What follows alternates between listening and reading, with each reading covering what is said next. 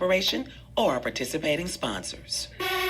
Live from the Xfinity Studios at WVON. We're your original social media. You're listening to Inspirational Perspective with Linal Harris on 1690, The Talk of Chicago.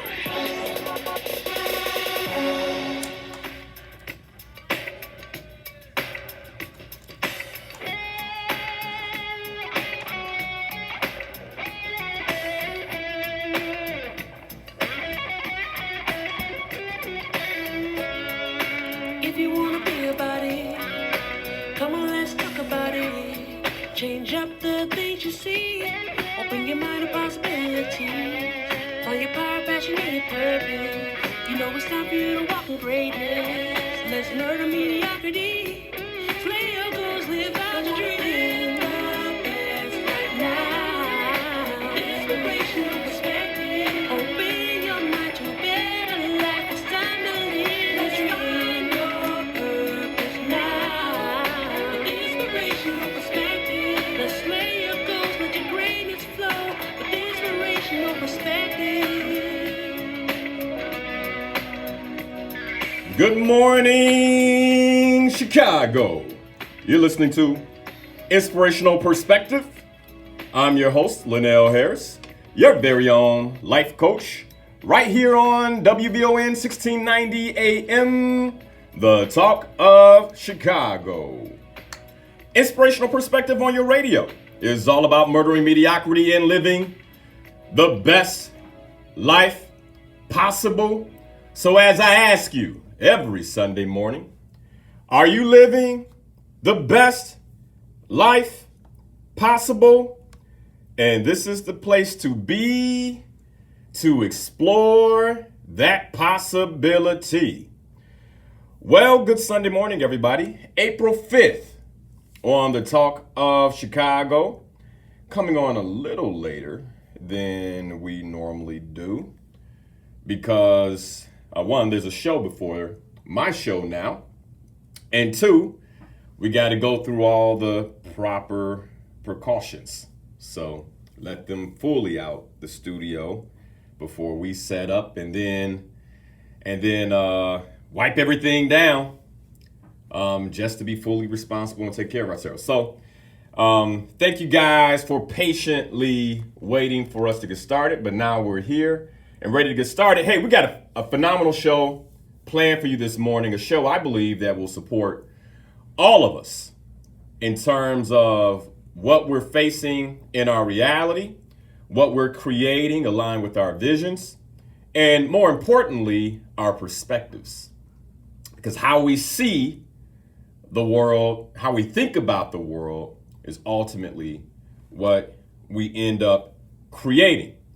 And today's topic is, are you missing out on an opportunity right now? And I know for what's going on in the world right now, people are probably thinking, well, that's a very weird topic, Linal. What do you mean, am I missing out on an opportunity? Yeah, I'm missing out on plenty of opportunities. I'm missing out on the opportunity to go outside, enjoy myself, do what I want to do. And that's not what I'm pointing to, because that's a consequence of the situation we're currently in. That's a consequence of our current circumstance. But one of the things I shared last week is that based on the law of polarity, that for everything that happens, for every problem that presents itself, there's always a solution, which means there's always an opportunity. If I don't have money, that means there's an opportunity to go out and make money. My health is not in good place. There's an opportunity for me to improve my health, and I can keep going, right? My relationship out of order, there's an opportunity to restore it. If I'm not in relationship, there's an opportunity to be. If I need spiritual growth, there's an opportunity to grow. And I really want to begin to rearrange how we look at these things, because here we are, day 15 of the shelter in place order. And we got to begin asking ourselves a few questions. Like, do you know how to thrive in discomfort? Do you know how to thrive when you're uncomfortable? I was sharing with a group of clients earlier this week is one of the reasons I believe so many people are struggling right now is because we've created in many ways these structures of comfort where I get to do what I want to do, when I want to do. And so we have all these structures of comfort. And now that we've been thrust into the uncomfortable, we don't know how to be. And for those of us who've been playing an uncomfortable game, like we purposely create discomfort, well, the adjustment period has been a bit quicker. But for those of us who haven't, today's show is for you. And for those of us who have, a phenomenal place for us to continue to look. But I want us to come into today's show. I have a guest who I'll be sharing in a moment. I want to come into today's show really thinking about how we process this pandemic differently. And one of the things I want to do is kind of create the framework, and I've shared this before. We've always been at war, especially in our community. But if you didn't believe that, now you have to see we are at war. And I want us to begin to bring that type of mindset to the present reality. Like when you're at war, everything's changed, right? You have to begin to ask yourself the questions like, am I armed? Am I ready for this thing? You have to, ask yourself questions like, am I defending myself? You have to ask yourself questions like, how am I defending my family, or how could I defend my family? You have to begin questioning things like, or positioning yourself around the reality of the casualties of war, young and old. And this is what's happening. For my family, keep us in your prayers. We found out this week that my grandmother has contracted the virus. Thank God she's doing well. Almost as soon as they found out, she received medical attention and is where we believe is on the other side, like basically fought it off fairly quickly. But my grandmother's 99. She turns 100 this year. And so this virus is having an impact on all of us. And this is the first degree hit for us in terms of someone we know and someone in our family. But I got a text yesterday from a good friend and colleague who lost their niece, who was 15 years old, not to the virus, but to suicide. And one of the things that became present for me is that in this war, one of the places that we're fighting this war is in our mind. I'm not sure why this young woman took her life, but what we do know is that we're in unprecedented times. And the things that we're dealing with are going to have a different level of impact. And because of that, I wanted to have someone on the show with me. When you're at war, you call in backup. You roll with other soldiers that pack the same amount of firepower and that come equipped to help you defend yourself, your family, and the position that you defend in war. And so somebody I would go to war with is my good friend Joshua Morris, certified life coach and therapist, on the line with us this morning. Joshua, good morning. How are you, brother? You there, bro? Yeah, good morning. Good morning. How are you? Pretty good, man. Blessings, man. Blessings to you and your family. My prayer go out to your grandmother. That I pray and wish her that the Lord would keep her and protect her, and that she's able to recover. Appreciate that, brother. Appreciate that. Absolutely. Thank you for having me on the show. Oh yeah. Honored to be on the show again. I thank God for you. I thank God for our relationship. I thank God for the things that you're doing, the things you've done in your life, and the many things you've accomplished. Certainly, you have been an inspiration to me, and over the course of my life, in the different spaces we've been in together, and I'm just thankful to be back again. Absolutely. And so for those of you who don't remember, Joshua was on the show actually a little under a year ago, and we had a very popular show on fatherhood on Father's Day, where I had Quentin Harris, James Larry, and Joshua Morris in the studio. Very different times back then, brother. And and in the studio, and we talked about fatherhood, but I brought Joshua in for that conversation because one, he's a father.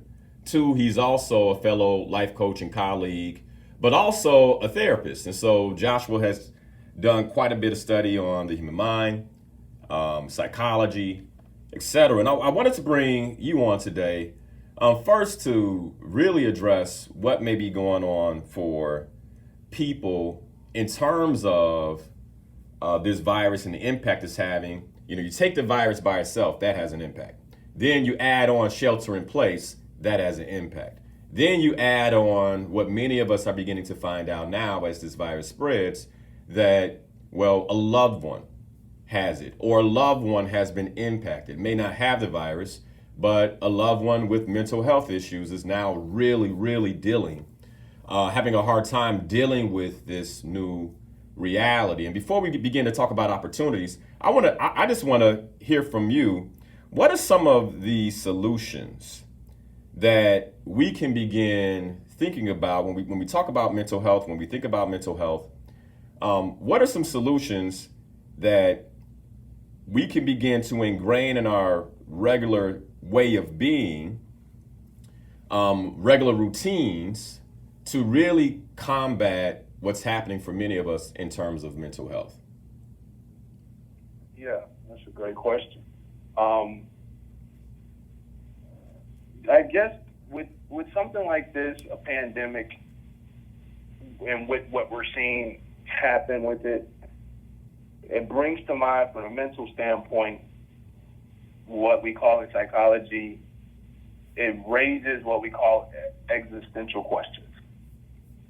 It causes people now to confront their mortality. And so many times, much of the time, we live our lives, we all know in the back of our minds that we have to die. But most people try to put that to the side and not really focus on that a reality that exists, that negative reality that we all must face.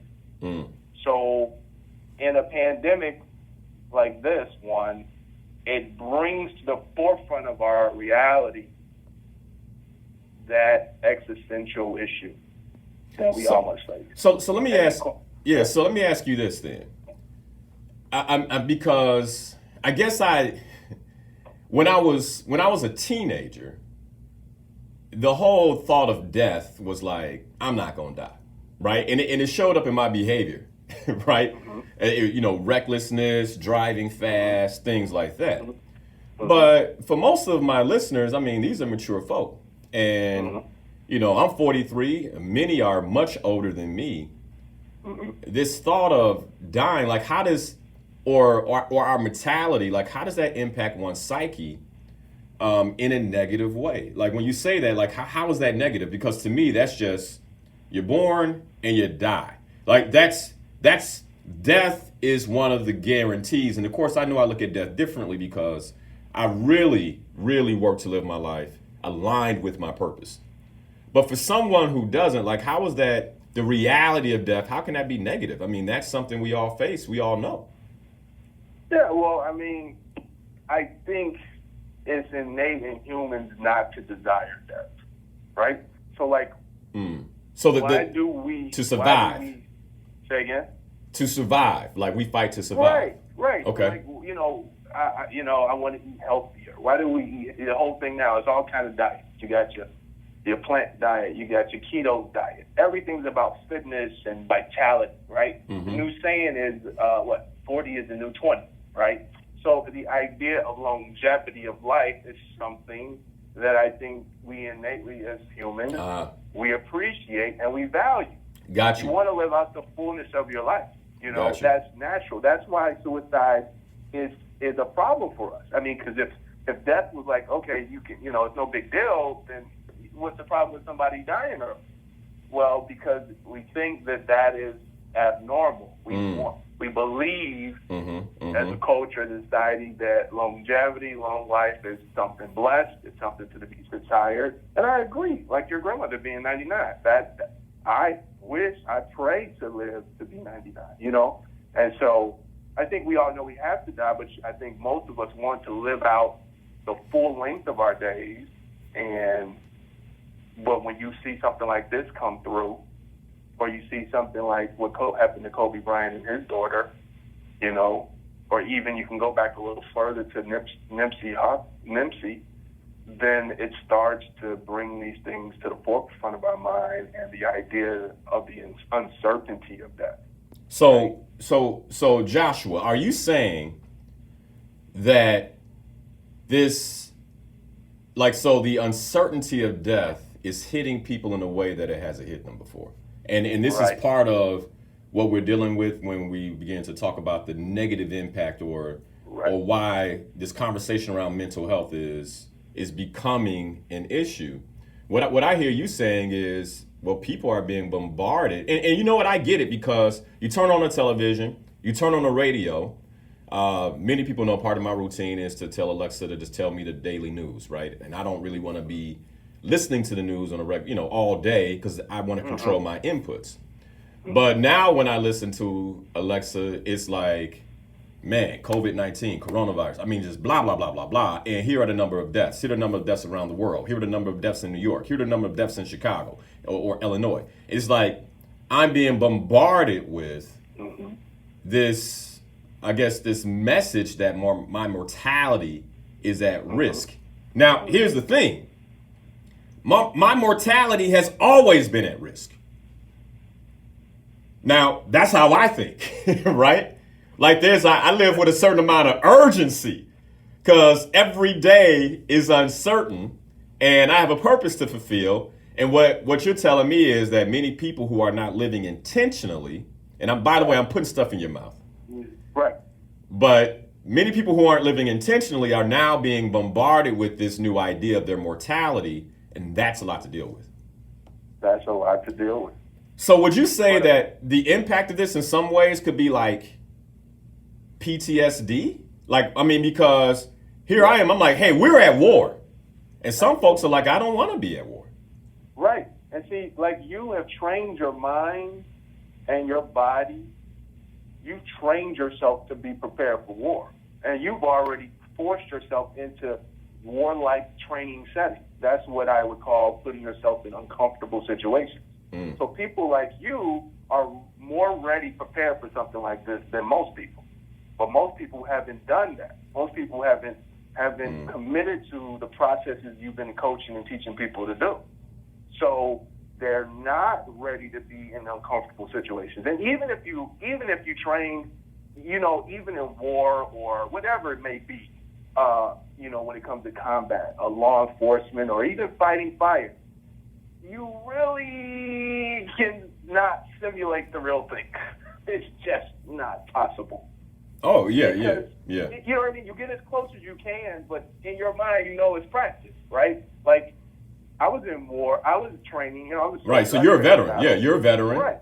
I've been shot at before in training, but I knew ultimately I shouldn't really get shot right now.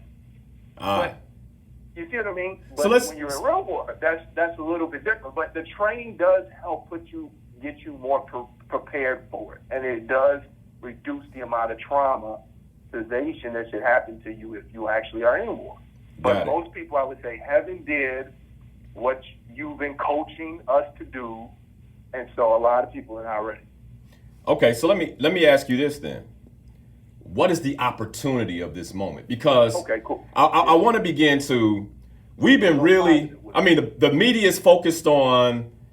Oh, this is what can happen to you. Here are the things that you should do. Be careful. Don't be, don't be dumb, blah, blah, blah. And I think many of us are focused on survival. Right, gotcha. Right. And when we're focused on survival, then there's not much opportunity because it's like, I just want to breathe. I just want to live. And one of the things that's apparent to me is that there is a tremendous amount of opportunity right now. And the reason I named the show, Are You Missing Out on an Opportunity right now, is because I believe that so many people are stuck, so many people are being consumed with fear that they're stuck in this moment. And a year from now, they'll look back and they'll regret how they spent this time. Yeah. Oh, that's powerful. That's powerful. I agree with that. So what would you say is the opportunity of all this? Okay. So the opportunity that exists would, so you're in your home, right? You can't leave your home. But a lot of opportunities do exist. And I would say some of the opportunities that exist mainly would be for personal growth and development. You can spend time reading books you suggested, right? You can spend time listening to this type of show, taking notes, growing internally, growing mentally, growing spiritually, right?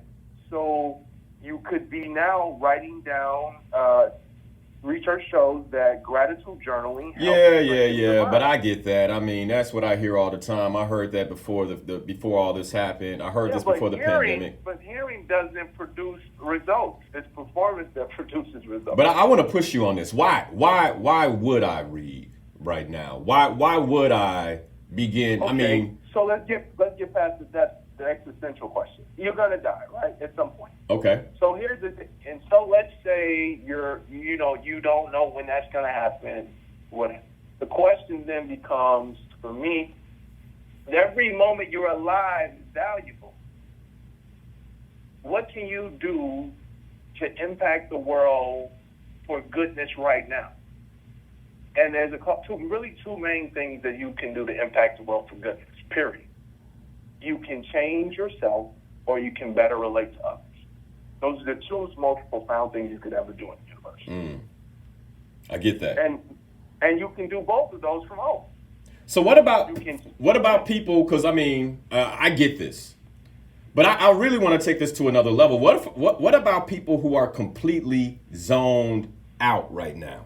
For people who are completely frozen by fear, so as a licensed therapist and a coach, you have a unique ability to not only help people address, the past and address what's got them stuck, but also help them move forward powerfully. Mm-hmm. And so I'm zoned out. I'm afraid right now. As a matter of fact, I'm upset that I'm even listening to this conversation of, these two men who likely have money in their accounts and access to healthcare, talking about, you need to do better and there's opportunity. Like, how do we address someone who's completely zoned out and afraid on that level?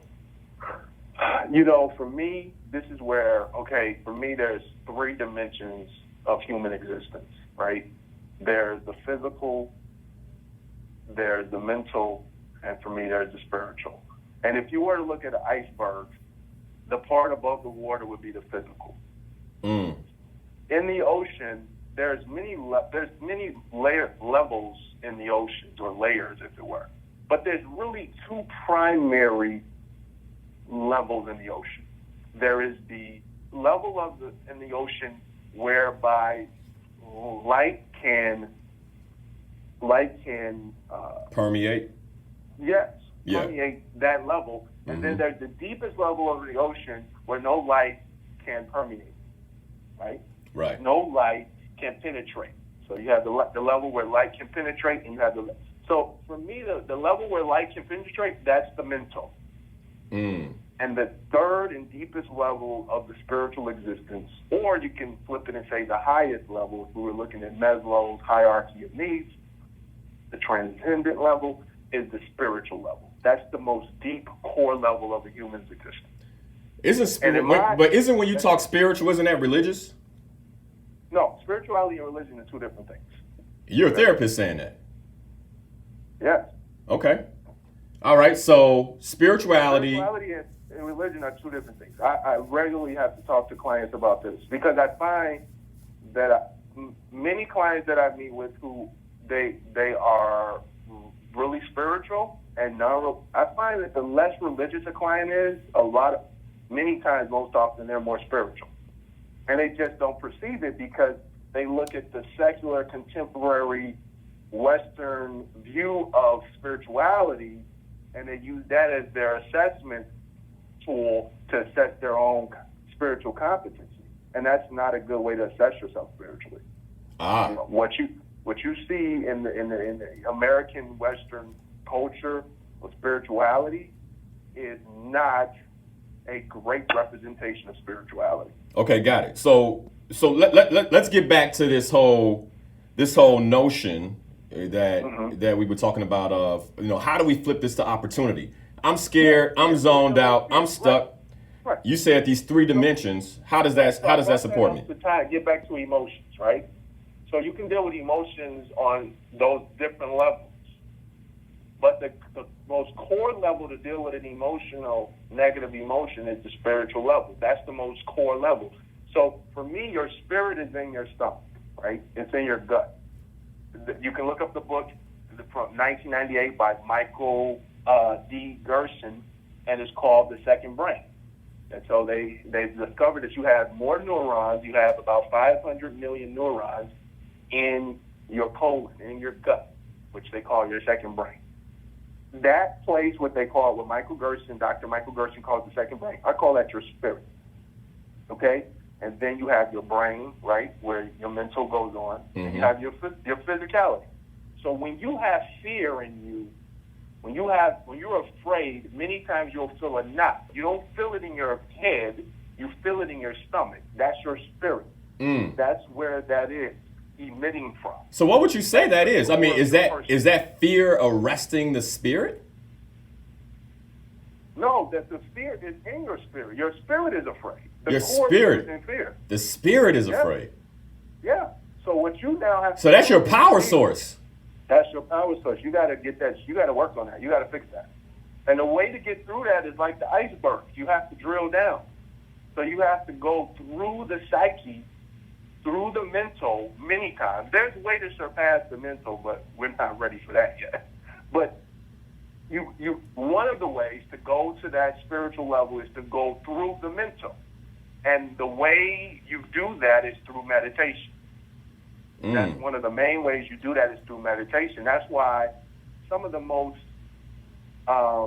forward and most popular techniques right now in psychotherapy is meditation and mindfulness. Because and even emotionally focused therapy.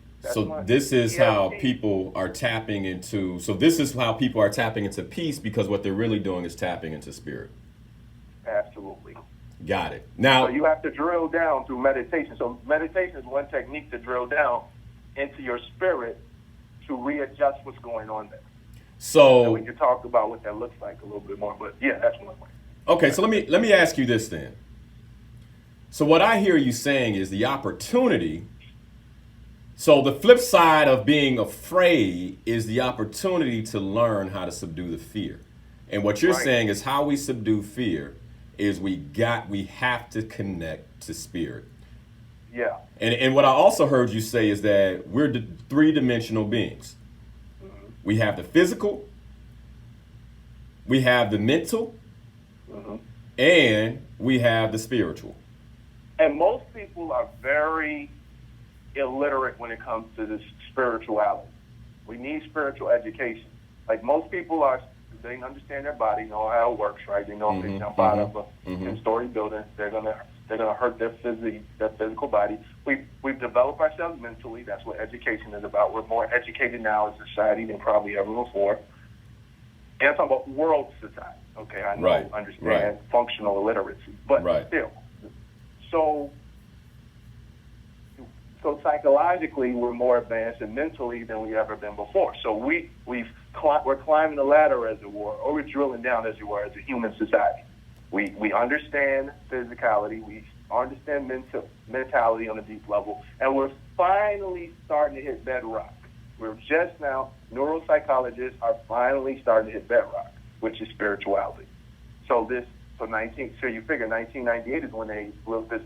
Dr. Michael Gerson came out with this book, The Second Brain. And so now neuroscience, and so just recently, in the last 10 to 15 years, we have now come to understand neuroplasticity, which is the idea that through meditation, you can change the structure of the gray matter in your brain. That's right. That's right. Yep. So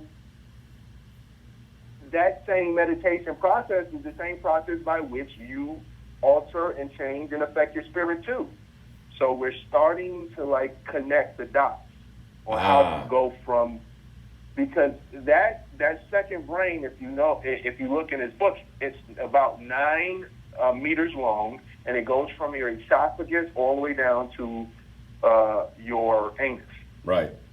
And is lined with over 500 million neurons. So it actually connects with the brain, the brain that's in your head. It connects with it, and they communicate between each other, right? So we've been studying the one in your head so much, and we understand the body. We haven't understood the spirit, meaning from the esophagus down. So we're starting to get there now. With Michael Jordan in his book, he talked about meeting Warren Buffett for the first time. And he said when he met Warren for the first time, he asked him, he said, "Hey, Warren, when you're in big board meetings and everybody's there, all these gurus here, and it's time to make a decision, how do you come to a conclusion?" And the name of the book, by the way, is Driven from Within. And Warren told Michael, he said, "Michael, at the end of the day, I go with my gut." My spirit. And Michael responded to him, "Wow, that's awesome. I've been doing that too." Wow. So here you see 2 powerful leaders men in their field who are innovative and producing things that have never been produced before, say that they have tapped into the third dimension and they utilize it to produce innovation and creativity to be successful. So let me ask you this, because we're talking about the opportunity here. Mm-hmm. So based on what I hear you saying is that this pandemic presents an opportunity for us to go inward and get stronger. Reflect, sit down and be still, yes. Now, but that's... so you can show up better outside. That's hard to do, man. I mean, I'm so used to running. I'm so used to happy hours, and now virtual is beginning to, as best as it can, permeate and bring back some level of what I would call useful, maybe we can call it useful/useless distraction. So, I mean, what I hear you saying is that because when we're at war, one of the things we have to ask is, or we say is, my survival, like you're a soldier, your mind was trained, so your survival is dependent on your mental fortitude. And now what I'm hearing a former soldier say is that our survival now is not just dependent on mental fortitude, but spiritual fortitude, our ability to, one, address the fear that is arresting our spirit by tapping into spirit, and in some ways, I'm hearing you saying, consciously taking over and saying, no, I will not be afraid, and releasing our spirits from this fear. Absolutely. You got to have, 2 things come to mind. You think of a small basketball player in the NBA. Mm-hmm. There's some of those guys in there that they go in and take charges. I think even this season it was a little guy, a small guy, I can't think of his name, point guard. Kyle Lowry. Yeah, he took a couple charges from some big guys. Yeah. And we were like, wow. And what do we say about men like that? We say, man, he has heart. What we're really saying when we say heart in that context is he has spirit. He's showing courage. He's in the core. He's able to withstand and put himself in a fearful position and withstand it to bring about a success, to bring about a win for his team. You talked about why don't people do it? They've got to tap into what you've been teaching everyone. You've got to have a purpose. It's got to be bigger than you. That's one of the main ways you overcome fear. You can't be living within for yourself, just for yourself. If you're living within yourself, for yourself, such a life is very dull and purposeless and meaningless. And it doesn't promote. Well, it keeps you trapped. Yeah, it doesn't promote. It keeps you trapped. Right, so now you don't have any, there's nothing to motivate you. Now listen, this is another thing. When it comes to spirituality, you said this earlier. You said there's always an answer to a problem. You just got to find it. The solution was here first. Now watch this. Fear is the problem. That's the negative emotion. You know what emotion overrides fear all the time? What's that? Love. Oh. But I thought love was for weaklings. No. And I'm being facetious, but if you put two men at war in a battle, and they're in a one-on-one contest, I would put my money. If you tell me one is fighting to protect his life and one is fighting to save his country, I'm putting my money on the guy that's saving his country. He's fighting for love. Because he's fighting for love. Yeah. The one who fights for love will always overcome the one who fights for fear. Wow. Because he's willing to die for what he believes in. Therefore, he's not afraid to lose. You can't beat that man unless you have that same type of belief. And fear doesn't give you that. Fear constricts. And so you're not as free as a person who fights in love. So understanding emotions, the negative ones, the positive ones, how they need to be interacted, what emotions can override what emotions, you have to understand these things. That's spiritual education. That's what you need to learn. So to deal with fear, you combat fear with love. That's how you overcome it. You have to find something that you love outside of yourself. Love for family. So this is getting to something that I talk about on a regular basis. And I believe that most of us don't know ourselves, right? And so if I don't know myself, then how do I find something I love?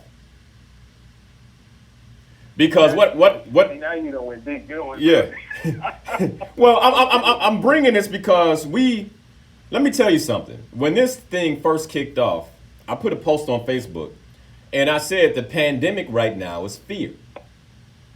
Like that is and even today, as you look at data, as you look at things that are happening around us, yes, the virus is real, right? Right. Yes, we should physically fortify ourselves against this virus. But almost every expert I hear, and by the way, let me be clear, most of the what do you call them? The neuropaths or what? Neuropsychologists? No. The what do you call it? Naturopathic doctors?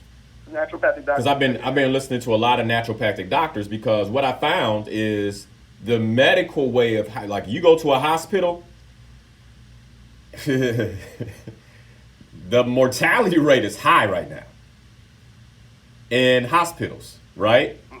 And they're turning a lot of people around who are not severe. They're turning a lot of people around. And what I'm gaining from this, like you look at naturopathic doctors, what a lot of them are saying is, look, man, you got to fortify your system with vitamin C, with zinc, stop eating fast food. So they're saying fortify your physical. So they're teaching us how to fortify, which I think is one opportunity from this pandemic. Is there is more information now on how to fortify your physical than I've ever seen for free. I mean, you got people coming out the woodworks who typically would say, no, you got to buy this, you got to buy that, I got to teach you this, saying, look, right now I want to teach you for free to help us. And they're saying, here are the things you need to do to fortify your physical. As a matter of fact, one of the best explanations that I've seen of this, you all, is on my Instagram story right now. I just put it up there this morning. It's on my Instagram story, so you can go to @Linal Harris on Instagram, check out the story. It's about 15 minutes long, but she walks through specifically naturopathic expert on how to fortify yourself physically against this virus, right? Okay. But so the opportunity that I'm seeing that I hear you sharing is, one, there's an opportunity for us to really, really begin to drill down into how we think about this thing.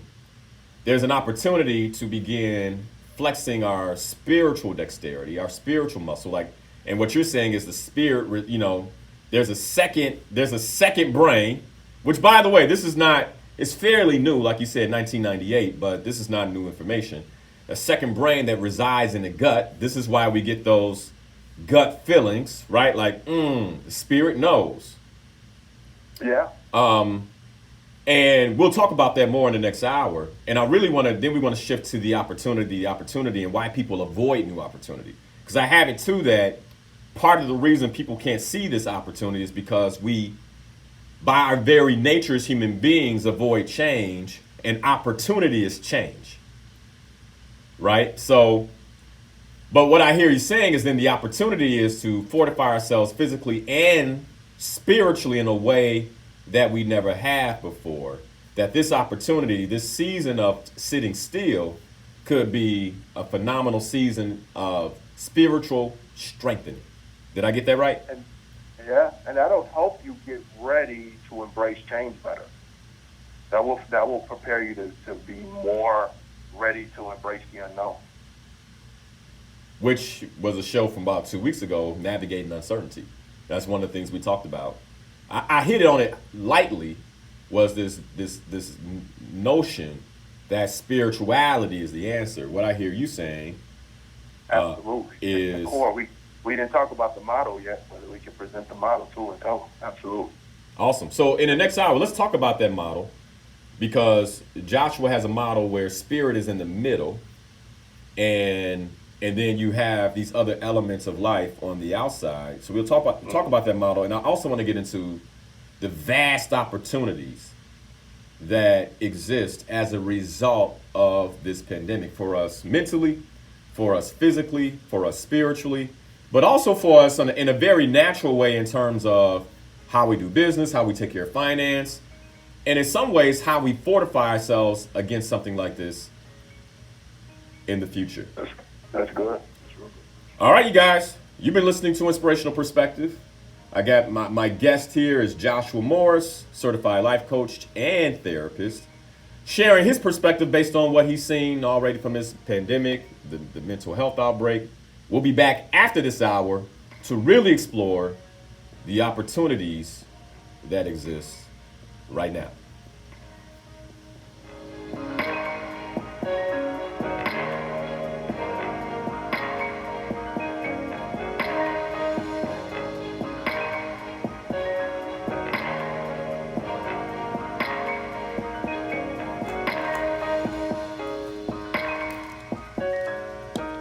All right, you guys, it's the first hour. We're going to spend a little time on questions you guys may have.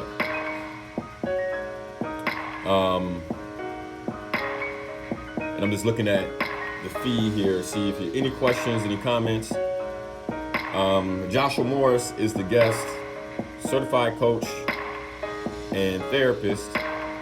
And he's saying something, he's saying it in alignment with what I said in the past, but he's taking it even deeper in terms of this notion of spirituality. How you guys feel about that? Like, is that the answer? So, looking at this, good morning, you guys. Morning, Tony.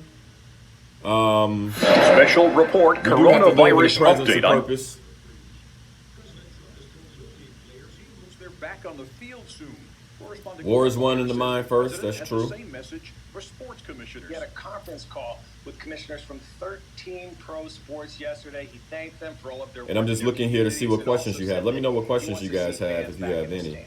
I can't tell you a date, but I think it's See a longer one here. basketball, baseball, hockey. They're all supposed to be playing right now, but they've been either postponed or suspended. Wimbledon canceled completely. Meditation, yeah, time meditation since is a World War II, powerful and input. That's wasn't right. Scheduled to start until the end of July. Pope Francis said Palm Sunday Mass almost alone. The traditional ceremony in St. Peter's Square was canceled because Love of the casts out all coronavirus fear. pandemic. That's right. Instead, the Pope today said Mass inside St. Peter's Basilica, which seemed even more cavernous than usual because it was so empty. I'm Christopher Cruz.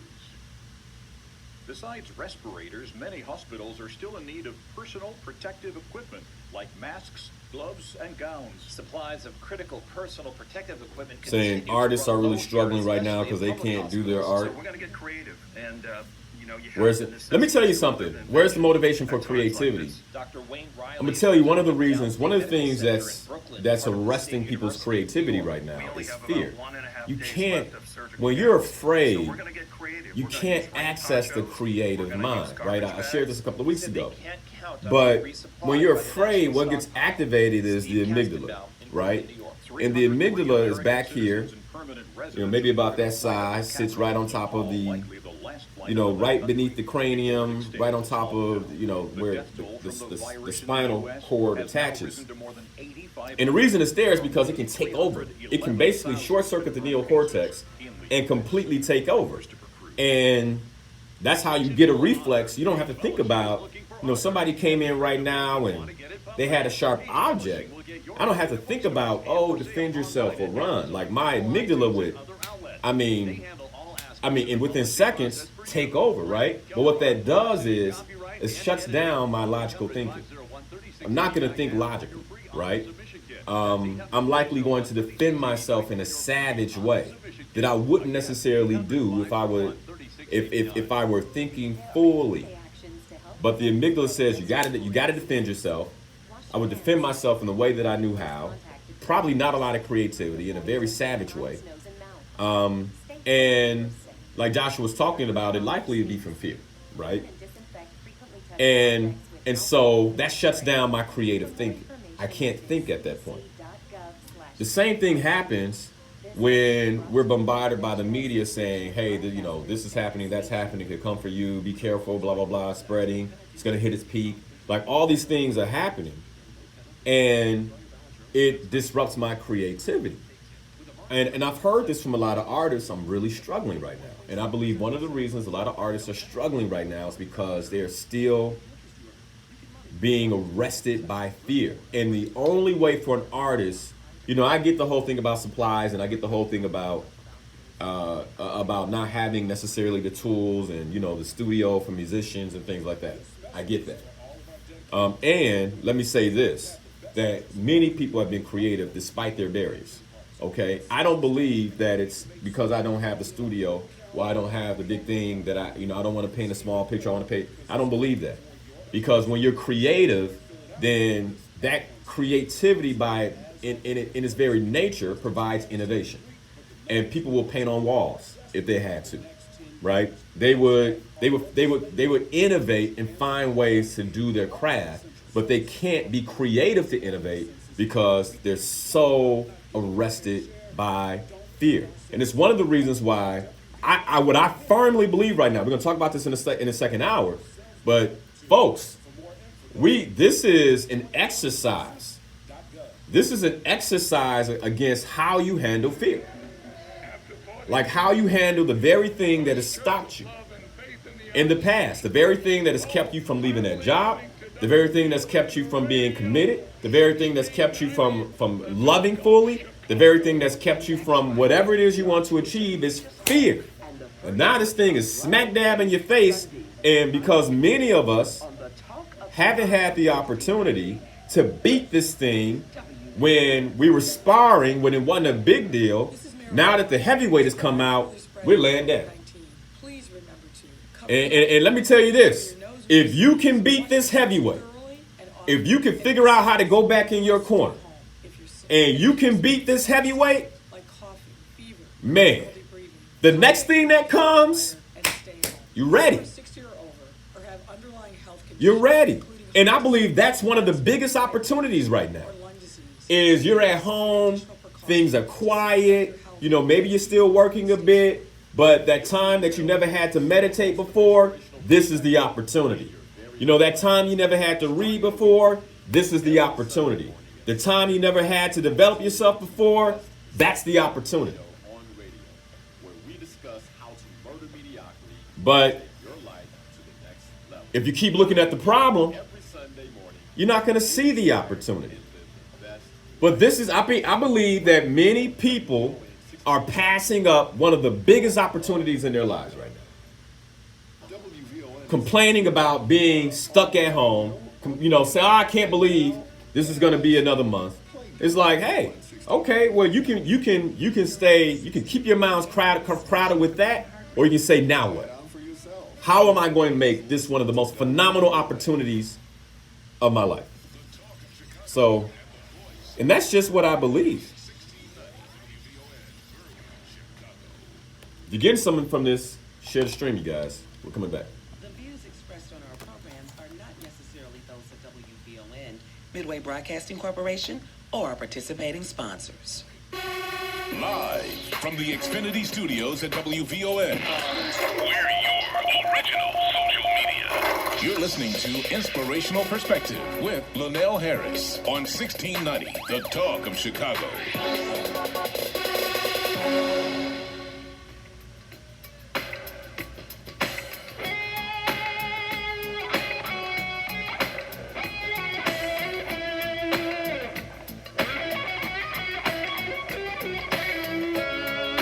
If you wanna be about it, come on, let's talk about it. Change up the things you see. Open your mind to possibility. Find your power, passion, and your purpose. You know it's time for you to walk in greatness. Let's murder mediocrity. Slay your goals, live out the dream. The best right now. Inspirational perspective. Open your mind to a better life. It's time to live. Let's find your purpose now. Inspirational perspective. Let's slay your goals, let your greatness flow. With inspirational perspective. All right, we're back. You're listening to Inspirational Perspective. I'm your host, Linal Harris, your very own life coach. And we've been talking and addressing the question, are you missing out on a tremendous opportunity right now? And I firmly believe that when most of the world believes that there is no opportunity, that's when there is opportunity. Let me tell you something. I was on a webinar yesterday, and the host of the webinar was basically talking about, the financial industry. And one of the things that he said is the money is going somewhere, folks. Like, the money doesn't disappear. It's going somewhere. And right now, there are people who are saying, how do I take advantage of this opportunity? But how we go is how we think. And if you're thinking of this as a problem, then it's going to be a problem. If you're thinking of this as an opportunity, it's going to be an opportunity. On the live line with me, I have Mr. Joshua Morris, who is a certified life coach and licensed therapist. And he's been sharing his perspective on this opportunity. And basically has also shared his thoughts around how we navigate this new normal. Joshua was also a veteran and former soldier. And so I think we have someone, when we were talking about the notion of war and this being a war, someone who can help us out quite a bit. Thanks for being with us again this morning, Joshua. Thanks for having me. It's an honor and privilege to be here. So before you leave, I want to make sure that you have the opportunity to share with us, this model that I know you're still currently working on, but it's something you shared with me last night. I thought it was profound, and so when we think about this as an opportunity, I want you to share that model. But before that, I got a couple of questions over break on the Facebook feed. And by the way, we're streaming live on Facebook. You can go to my Facebook page at Linal Harris, Linal to Harris to check that out. And then Joshua, for anyone who's interested in your services, because right now I know there are people who need support. How do they find you? Yeah, they can find me at my website is jmlifecoach.com. Also, my IG page is also JM Life Coach as well. And my website, my IG page, I think those are the main things. And my podcast. I started a podcast this year. So you can tune into the podcast where I share spiritual insights and perspectives to help educate people in their third dimension, which is spiritual wellness and spiritual intelligence. So there's a question that came in on Facebook. I want to pose this question, and maybe we can both tackle this together. But the question that came in is: so is there a difference between reaction and protecting ourselves and having a assured line of defense, such as in wartime? So how would you answer that? Like, what's the difference between having the reaction of fear to protect myself versus, fear being useful in terms of setting up a line of defense in wartime?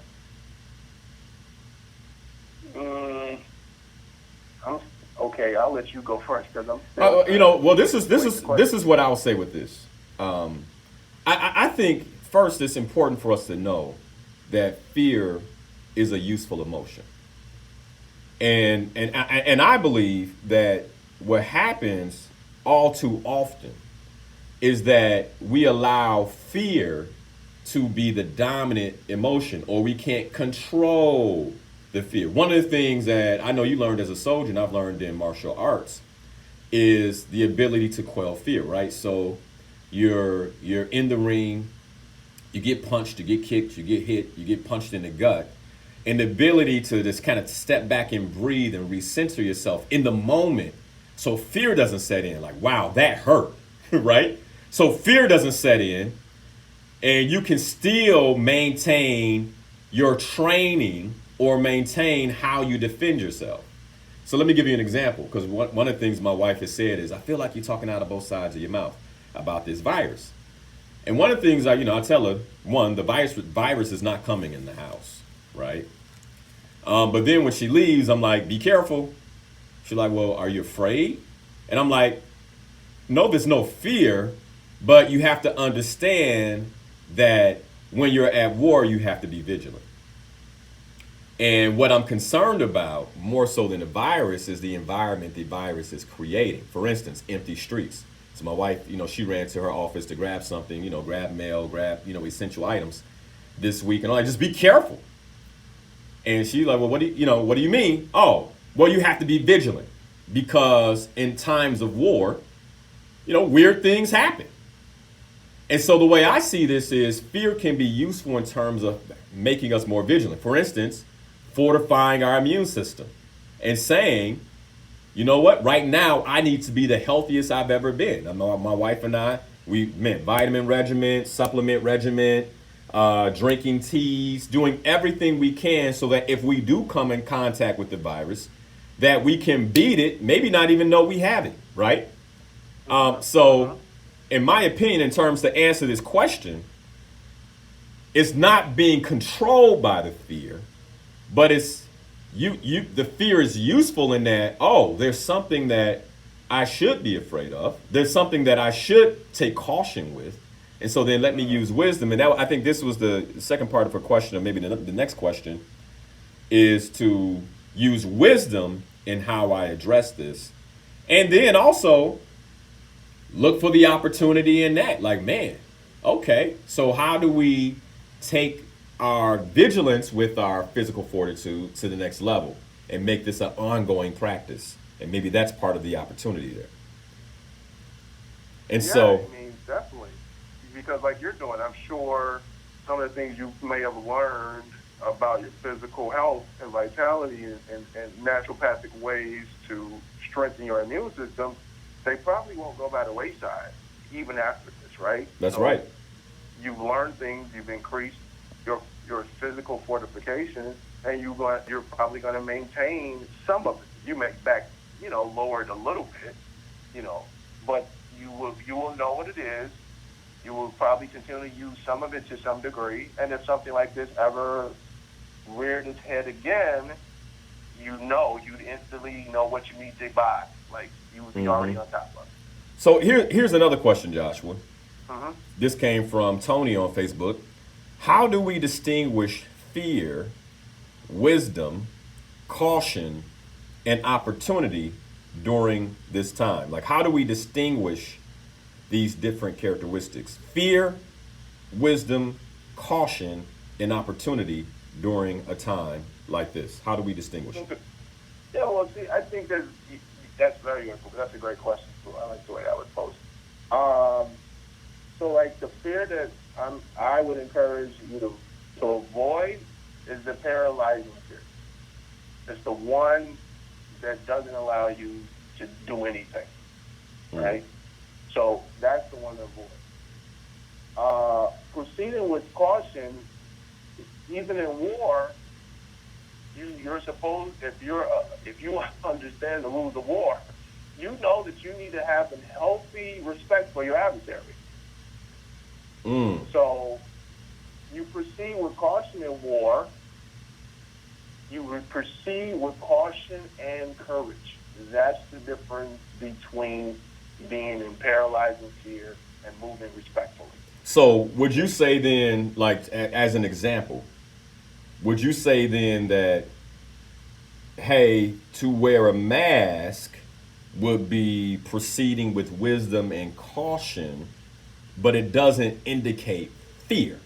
Absolutely. Got you. Absolutely. Got you. Okay. And that's something that we can learn from. Okay, so those were some of the questions that came in over the break. Now, I really love to hear from you in terms of this model, because I think that it's a phenomenal opportunity for us you talk about tapping into spirit, and I think it's a phenomenal opportunity for us to learn more about spirit, but also learn from, you, an expert in terms of mental health and psychology, how you look at this thing and how you would break it down. So please. Yes. So the original model that I used, it comes from, if you just put in a Google search, NWI, that stands for the National Wellness Institute. If you put in NWI, and then next to it you put the number 6 dimensions, and most Google searches will finish the rest for you. But it's 6 dimensions of wealth. It'll pop up. You tap it, and it should take you right there. So 6 dimensions of wellness. Right. Okay.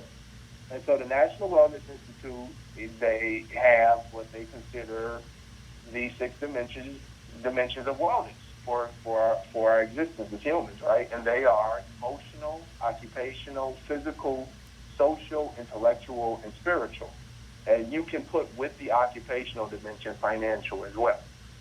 So, and I use this with my clients regularly to help them break down their life and categorize their life so that they can begin to assess their life and determine their levels of wellness and where they need to work. So in my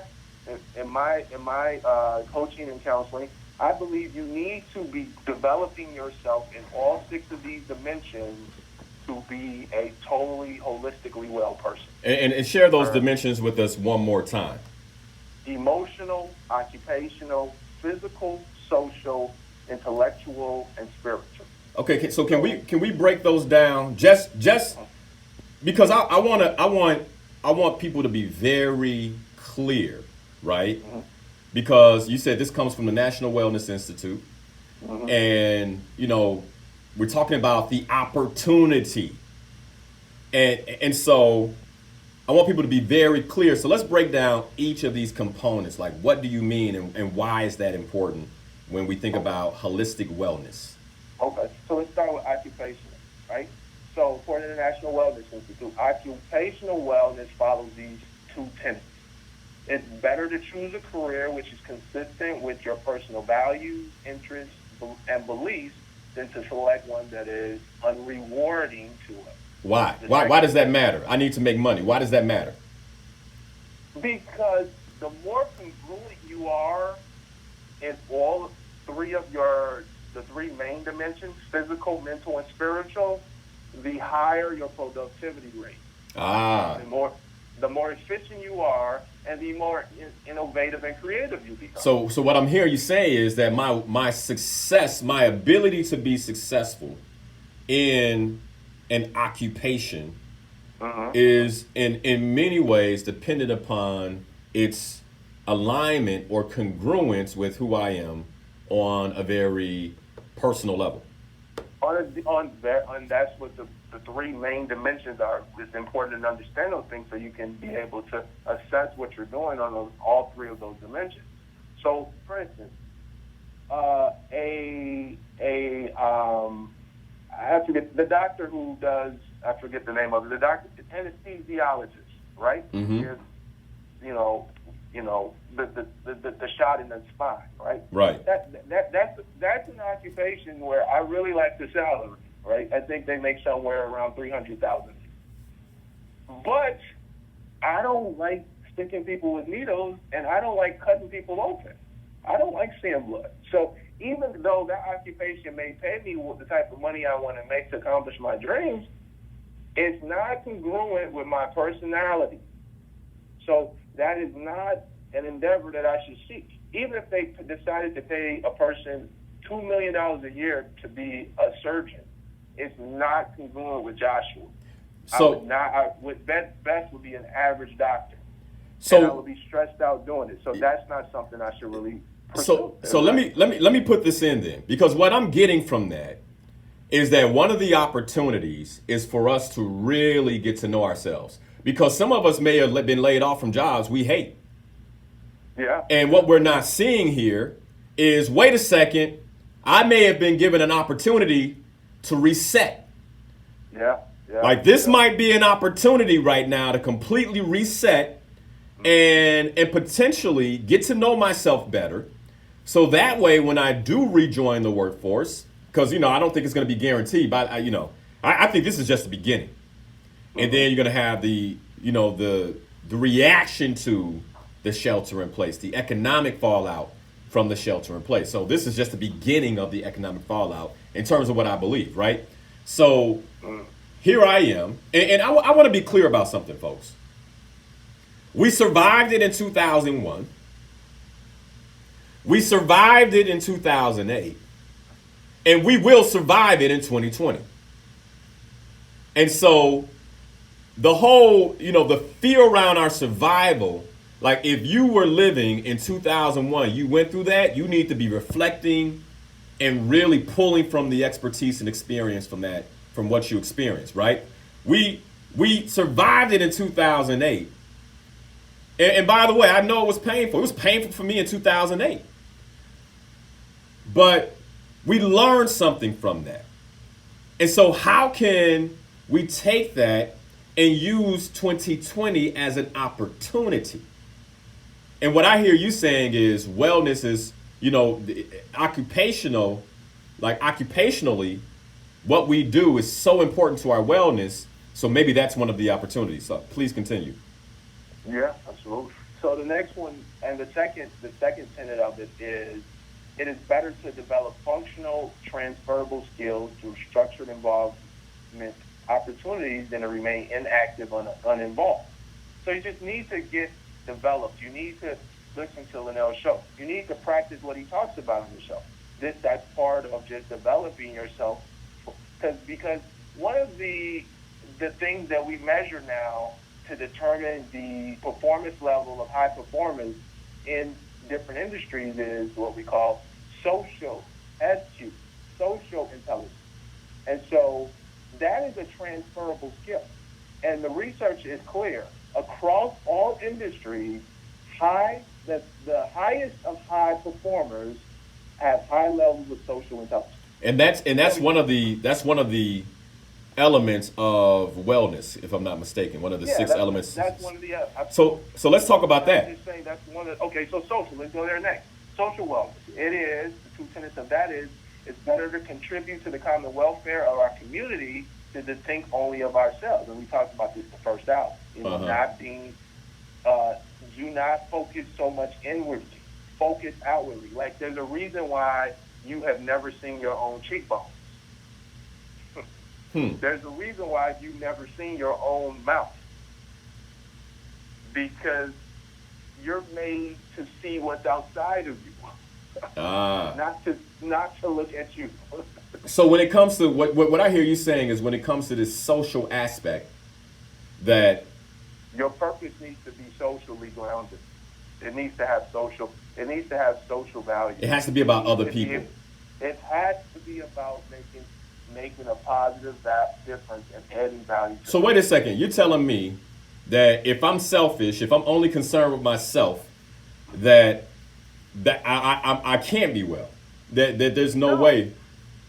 You can be financially successful, but you can't be holistic as a person.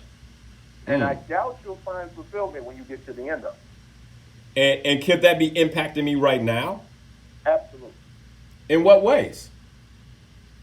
Especially when we're physically distancing. You're going to feel empty now. You're going to feel empty inside. Because I don't have the distractions? Well, no, because if you haven't been adding value to others, you reap what you sow in this life. So if you haven't been putting out value and adding to others in meaningful ways, then right now there's nobody that's concerned about you. Ooh.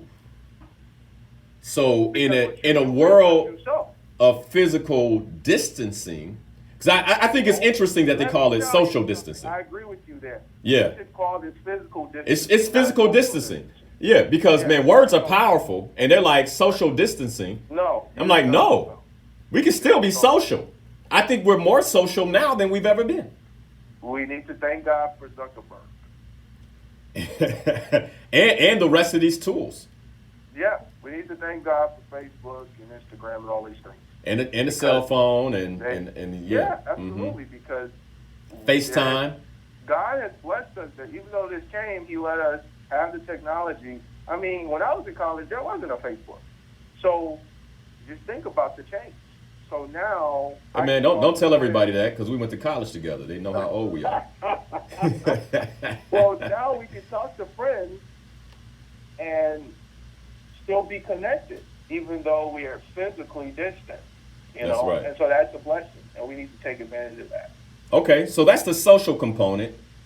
Right. What else do we have when we look at holistic wellness? We talked a little bit about the physical already, but we said already, tenants are it's better to consume foods and beverages that enhance health rather than impair it, and it's better to be physically fit than out of shape. And let me say this. Yeah, because let me tell you all something. I think a lot of us have taken our physical fortitude for granted up until right now. And this is my role as coach. I don't always say things you all like, but I'm going to say it. If right now you find yourself overly concerned with this virus because of a pre-existing condition, then utilize that emotion for change and transformation. Do not let 2021 see you in the same physical condition that you're in, right? As soon as you heard about this virus, it should have made you vigilant. Now, fear freezes. And so hopefully now that you're unfrozen, now that you're like, okay, I've been listening to the show, Linal and Joshua, I think one of the major opportunities right now, especially in our community, is for us to get off the bench of I don't want to work out, I don't want to mess up my hair, oh, my high blood pressure medication keeps me normal. That's not normal, right? I have insulin for my diabetes. That's not normal. Or this is hereditary. It's been passed down. It was unavoidable. Because when things like this show up, we're not prepared. And I see this as a phenomenal opportunity for us to really tap into our physical fortitude in a way that we haven't. I don't even need to hear you talk about physical wellness in the component of holistic wellness, because I firmly believe you cannot live your purpose fully if you are not physically capable, period. So you can skip that one unless I missed something, brother. No, you didn't. Okay. The next all right. one is intellectual. So intellectual wellness and the tenets of this according to the National Weather Institute, its two main tenets is it is better to stretch and change our mind with intellectual and creative pursuits than to become self-satisfied and unproductive. So wait a second. So wait a second. What is an intellectual pursuit? Like what is that exactly? That is personal development, coaching. What you're doing right now, listening to this show, looking up, reading the books that you encourage them to read. You know, the books that make a difference in personal growth, developing your emotional intelligence, anything that involves whatever your field of endeavor is. If you're into, software, are you tightening up on your computer programming skills? If you're, if you're an educator, are you learning the new latest, best practices for educating? Whatever it is, it's just developing yourself intellectually in knowledge. If you notice, I talk to my kids about this. My daughter, she says she wants to be a judge. She's been saying that since she's been like 5. And so I show her a picture of judges, and if you notice, most pictures of judges, professional portraits of judges, they sit, they have a flag, and then behind them is usually a bookcase full of law books. Right. And what does that symbolize, that bookcase? Well, it's that says a wise man stores up knowledge. So what they're saying in that picture is, I'm wise. All of these books represent the knowledge I have stored. You store knowledge before you need it. You don't wait until you need knowledge to store it. That's not the time to store it. That's the time to Google search your own mental internet files and rehearse and bring forth what you've already stored. But if it hasn't been stored, it's not there yet.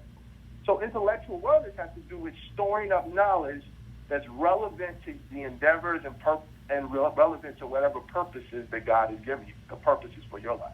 Okay. All right. So that makes a lot of sense to me. What's next? Next is spirituality. And hold on, we didn't talk about the opportunity here. We've been hitting the opportunity in every area. So intellectual, what I see here is the opportunity. And let me tell you, this is something that my wife and I have been doing. There have been some opportunities that we haven't been able to take advantage of because of the rigor of life, right? She's an entrepreneur, president of her own company.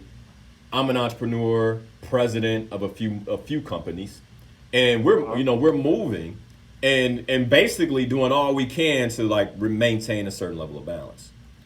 One of the things this has given us is the opportunity to intellectually begin to explore some of our curiosities that we've never explored, and I believe is going to make us so much better.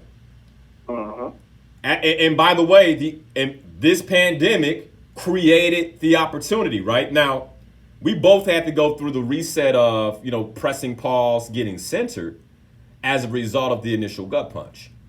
But now that we're on the other side, the one thing I am noticing is this phenomenal opportunity for us to stimulate ourselves intellectually, like you've been talking about, in a way that's providing us more learning that's going to make us incredibly powerful, more powerful in the future. And so I thank you for that, because I wholeheartedly agree. And all right. Taking courses online. You can take courses online right now. Man, there's stuff free that I've never seen free before. I mean, people like Patrick Lencioni on leadership. They're like, oh, we'll let you have access to this for free for the next 30 days. I'm like, what? Okay. So, it's a phenomenal opportunity. I'm about to do some free things in this upcoming week for people on my mailing list that I've never done before in terms of support. So there's so much opportunity intellectually. And what I hear you saying is we need to be taking advantage of that. Absolutely. All right, what's next?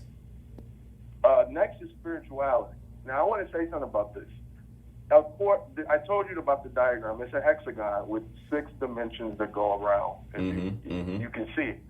But if my rendition of the diagram, I would change it somewhat. And I would put spirituality in the center as the core. And then I would put all of the other dimensions around it. Okay, that's my philosophy. So for how I think like for people listening, if you see the dimensions of wellness, it's basically an octagon that has all these dimensions in a circle, and spirituality is a part of the circle. What I hear you saying, Joshua, is that you would remove spirituality from the outside of the circle and put it into the middle of the circle, having these other elements of wellness around it. So occupational, physical, social, intellectual will be around it. We didn't talk emotional. Should we talk emotional? Yeah, we're going to the next. We're going to the next? Okay. I wanted to state the tenets of spirituality here, unless you want me to come back to this.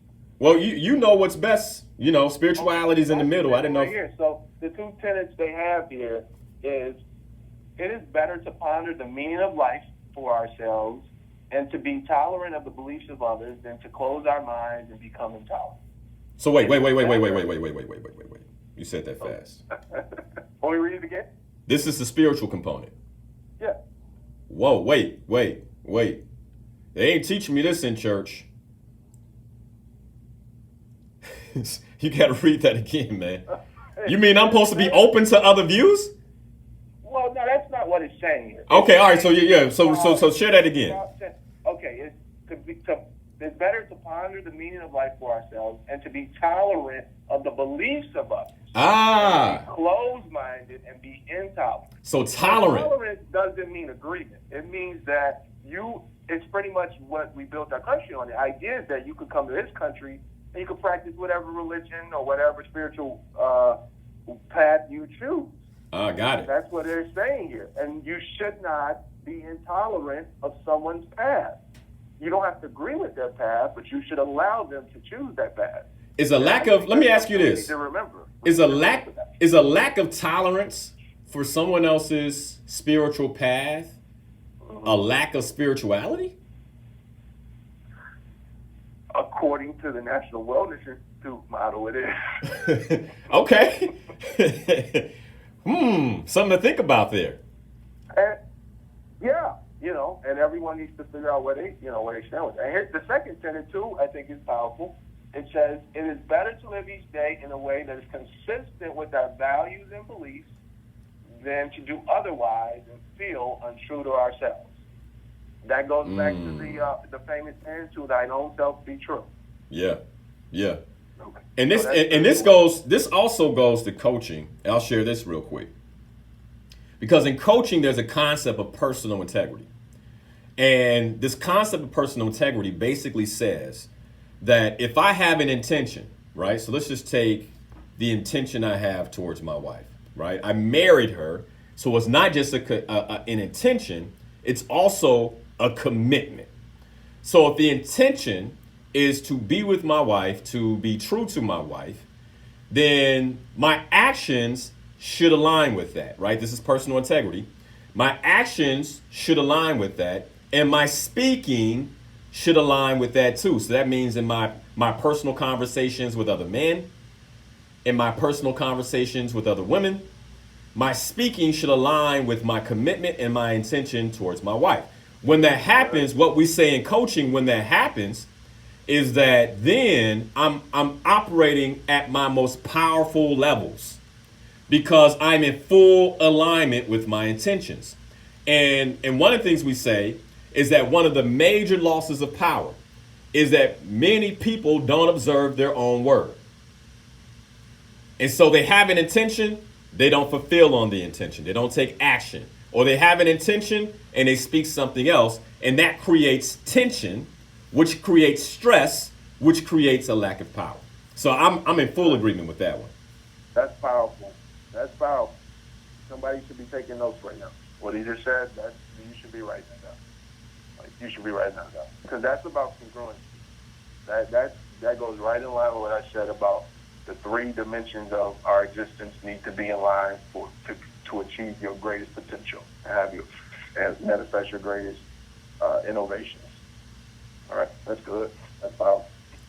Okay, so what's this last one? So spirituality is in the middle, and now emotional. Okay. Emotional, and the two tenets that this follows is it is better to be aware and accept our feelings than to deny them, And the second is it is better to be optimistic about in our approach to life than pessimistic. Now, some would say the optimist is Pollyannish. And how can I be optimistic right now? What would your answer? What would you say to someone like that? You see, it comes now. That goes back to spirituality and your idea of human existence. See, because if you feel like if you feel and believe like me that it is a unique and powerful miracle that the most powerful organism on the universe, in the universe, which is a human, even our brains is still faster than the fastest supercomputer on the planet. Mm-hmm. So if you believe that, like I believe, that it is by creative and divine design that I exist, then just to take a breath is a special, powerful thing and a miracle. Mm. So to be alive, to have breath, is an opportunity. Creates an opportunity. Got it. And that is something to be valued and to be grateful for. So that's the base level of gratitude. If you start there, you can't go anywhere but up. But if you start anywhere else, you might have a problem. And this is what you just shared from what I'm getting is a phenomenal way to, in some ways, maybe begin to shift our emotional state about this situation. So if someone's listening and they find themselves maybe like, hey, emotionally right now, I feel conflicted. I don't like this shelter in place order.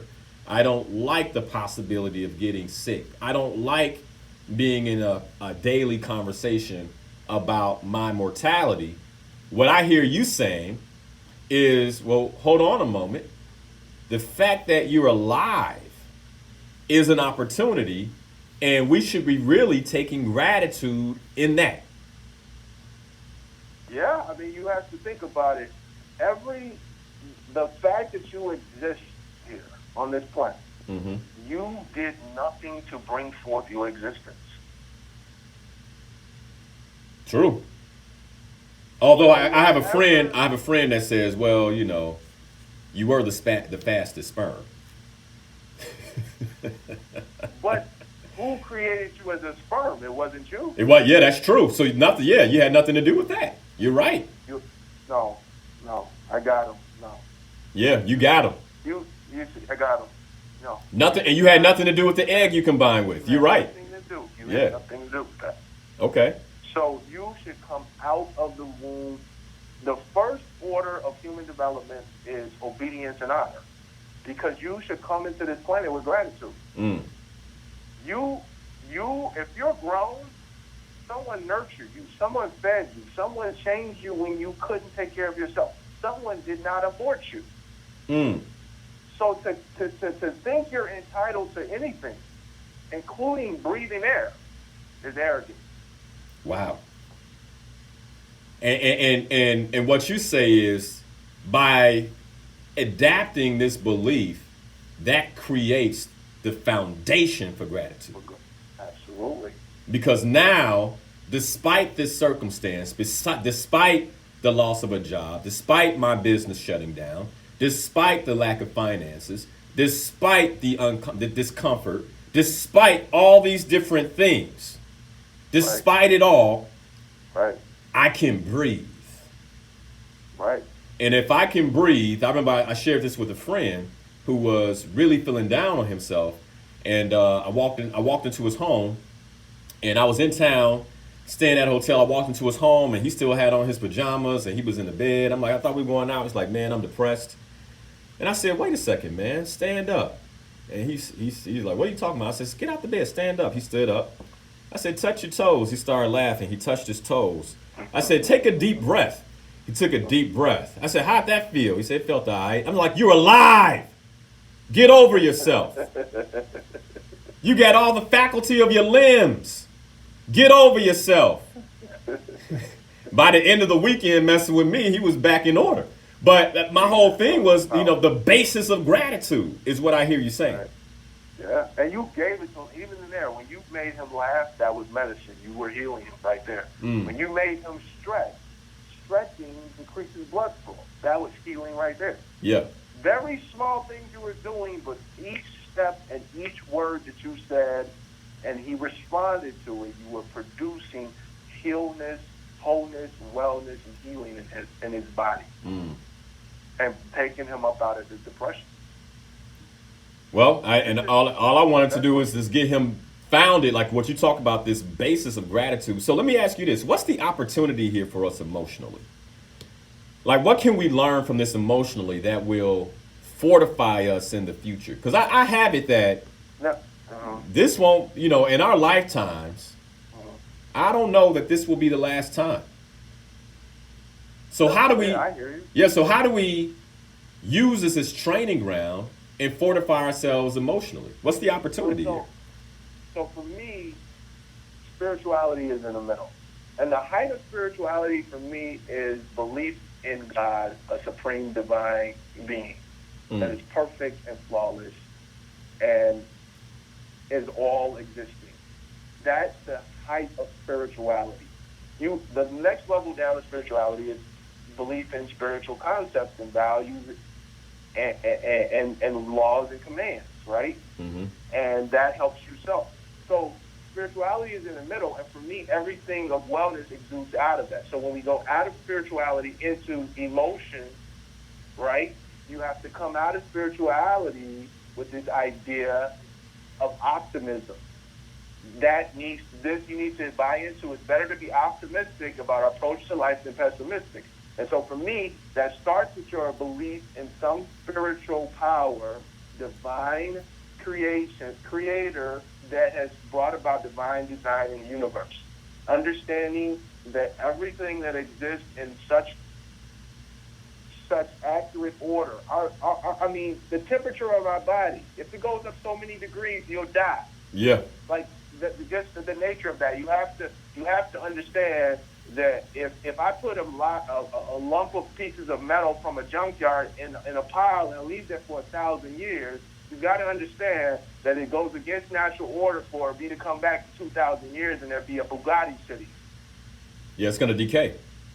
That's right. So the idea that we are created to be working and existing in this earth, it begs for me that I believe in divine design, that there is a creator. So it starts there with belief in God, and then from there you understand that if you were created by some being that was greater than you, the universe brought you into being through God's power, that you have a purpose for you. Everything on this planet has a purpose. Even grass. Even one blade of grass has a purpose, right? Even the trees have purpose. Everything has purpose. Leaves have purpose. Every species of animal has a purpose, right? You can now understand the ecosystem. If you take just two different animals out of a rainforest, the whole ecosystem can collapse because of that. Because you have affected that whole chain of existence, right? What's interesting is, to that point, that's part of the reason we're in this situation right now, because we haven't been paying attention to the divine order of things. Yes, sir. Absolutely. And because we're not paying attention to the divine order of things, we're bringing wild beasts into marketplaces and stacking them on top of each other, or whatever it may be. And it's some people like, well, if you believe that, you're crazy. They designed this thing. Well, because we designed it. Because we're not paying attention to the natural order. Either way you want to go. That's why we're in this situation. So that's wow. That's powerful. So when you start there, then you go into emotionality, into the emotional dimension, the way you should, meaning with an optimistic outlook. I'm here for a reason. I have a purpose. Let me discover it. Let me learn. Let me get with the life coach. I have this saying that I say. I have this saying that I say. I say some people need a psychologist. Most people need a counselor, and everybody needs a coach. So you need to get in spaces where you can grow and learn. You can be coached. You can be developed. right? And so you can understand how you should move. But back to the emotional piece. You have to start with optimism. You have to start with gratitude. You have to start, in my opinion, with God, that you're here for a divine purpose. You have meaning. You have laughter. Even in all the pain you've experienced in your life. Have you ever laughed? Well, yeah. Have you ever smiled? Have you ever felt the breeze of a swing in a park? Then that goodness, that wonderful smell, that release of serotonin and positive endorphins, you did not produce that for yourself. Someone put that within you by divine design so that you could feel joy and happiness, if not but for a moment. The joy of bringing a child into the world, right? Mm-hmm. So be grateful that the universe has blessed you to experience these positive moments. Okay. That can exist, that you can see. And then you go from there for emotionality. You build from there. There's Got a it. lot more to it, but we start with that. Got it. So, wow.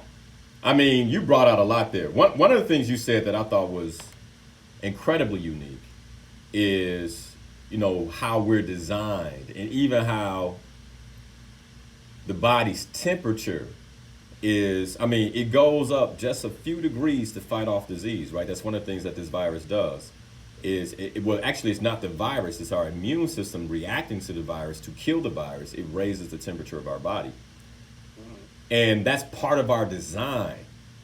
And how significant and fragile that design is.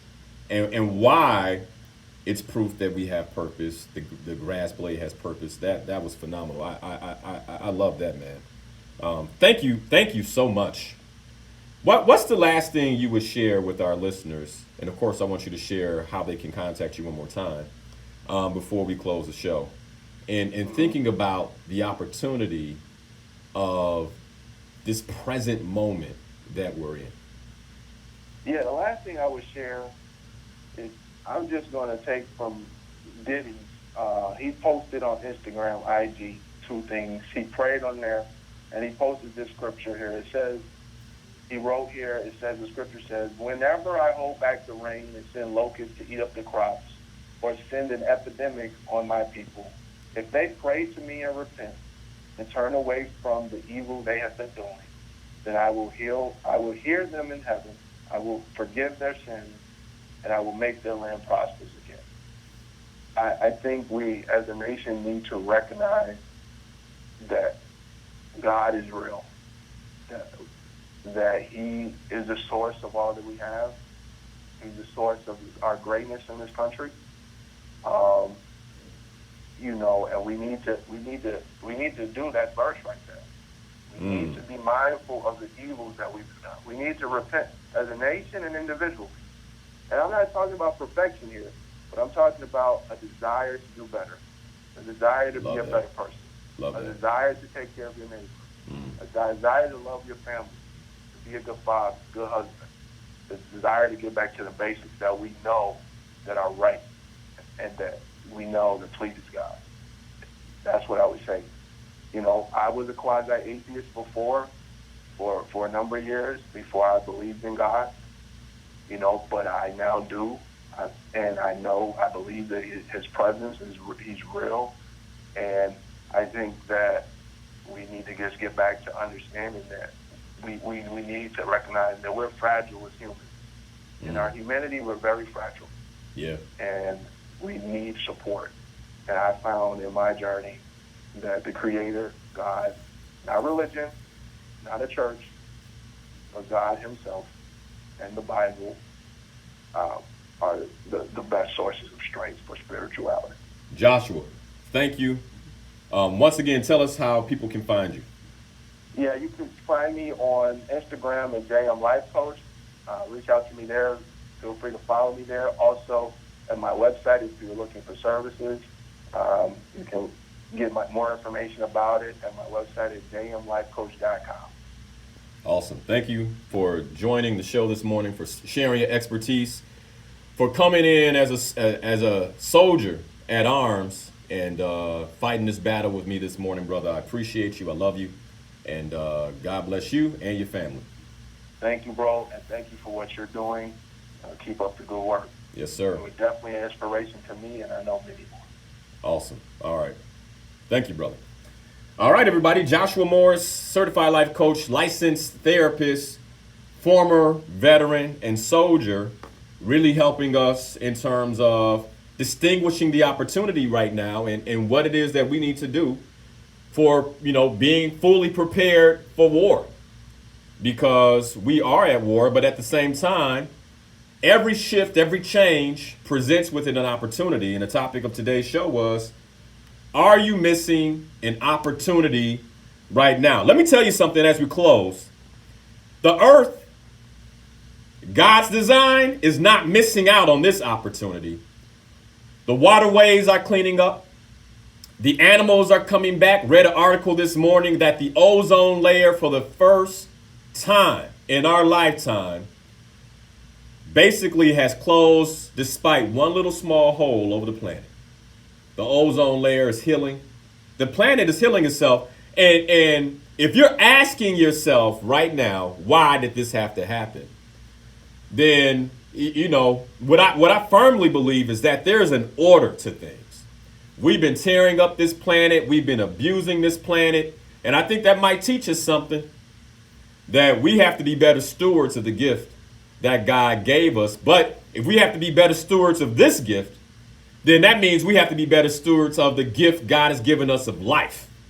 And if you don't know your purpose, if you haven't taken the opportunity to get to know yourself better, this is the time. If you can't do it now, I don't know when you're going to do it. I saw a meme somewhere where somebody was saying, well, I guess all those times that I said I didn't have enough time to do the things I've been dreaming, to do the things I've been visioning, to do the things I aspire to, all the times I said I didn't have enough time, it might not have been time.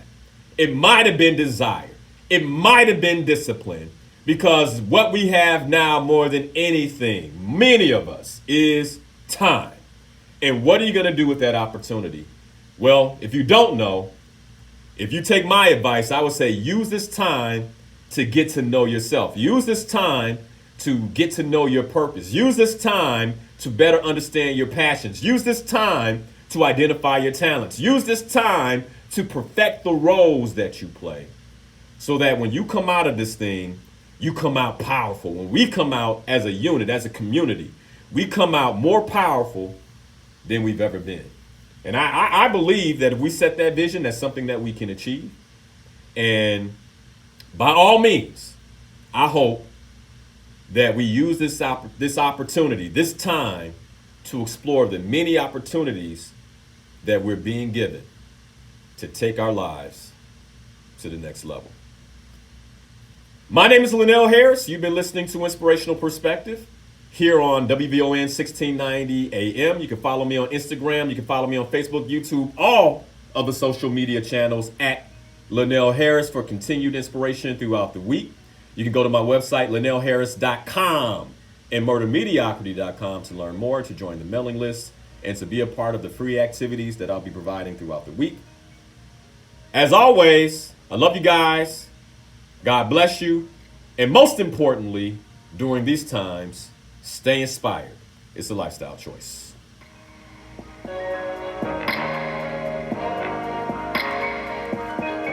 All right, you guys.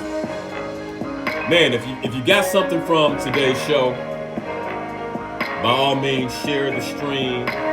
Share it with somebody else. Tell somebody else. If they won't watch, then at least tell them what you learned. So that way, people who need the support can get the support they so desperately need. You guys, be well, be safe, and stay healthy. Love you guys.